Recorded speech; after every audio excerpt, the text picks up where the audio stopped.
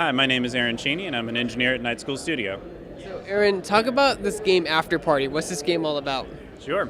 So After Party is a game about two best friends, they're college friends, who have died recently, and they go to hell. They wake up and they find themselves there, and they go through the natural, why me, we weren't that bad. And then once that's sort of settled in, they're sent to a processing center where they're going to be given their eternal torture, both physical and mental. They're assigned a personal demon who's going to be torturing them for their entire duration while they're in hell. And then right before they get their physical torture, time to clock out, the processing center shuts down and everyone starts drinking. So during the day, the demons are torturing the humans. At nighttime, hell turns into this great partyscape, and it's just a wild party that's been going for millions and millions of years. So Milo and Lola's job now, they find there's a loophole to get you back out to Earth if you can outdrink Satan and earn his respect. So if you can do that in a night, then you'll be able to get back up to Earth. So this is a more narrative-driven game, correct? Very much so, yeah. So the entire thing about our studio is we build games, we make narrative, and we make narrative games. So that's very much what our focus is. I almost feel like in 2019, it's harder to make a narrative game than it is an open world game. That's an interesting perspective. You got to grip the audience with your story. You've got to make something that's going to grab them and pull them in right away.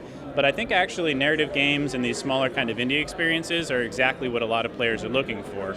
You see these giant games that are hundreds of hours long, and the smaller experience like this, 6 or 7 hours, it's bite-sized. It's something you can tackle in one shot or over a couple of days in a weekend.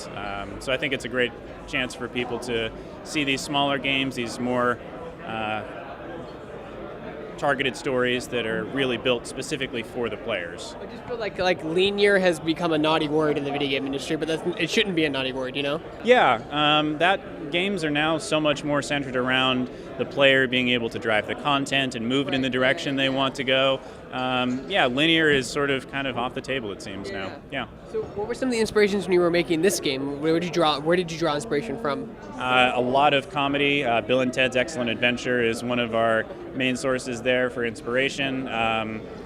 Adam Hines, our lead writer, he'd be much more the person I think you'd want to talk to get some of his inspirations for that as he was writing it.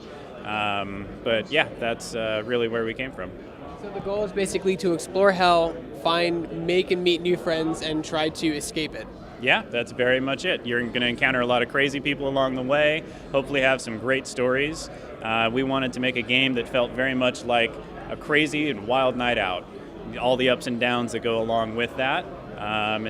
During that one night in hell, you'll get to make those decisions and figure out if you can escape it. There's so many young people. Where are all the old people? We do have a lot more different areas, and so in the demo here, as you're seeing, it's sort of a younger area. But we do have other areas where you will see some of the older people. You'll see some older demons, larger demons. Hell has been populated for millions of years. We've got a very diverse cast. So just in your demo, there's a lot of talking with, like, you can basically talk to everybody. How big was your script when you were making this game? Goodness, page-wise, it might be in the tens of thousands. I think we've got close to about 20,000 lines of dialogue in the game. It's about 2 to 3 times as big as Oxenfree was. So it's a rather large script. If we printed it out, I would say it would be yay big. It's a giant script, but that also has the information in there, not just the written content, but a lot of the staging elements of describing the bars and locations. But yeah, it's absolutely massive. When does your game come out and what platforms will it be on?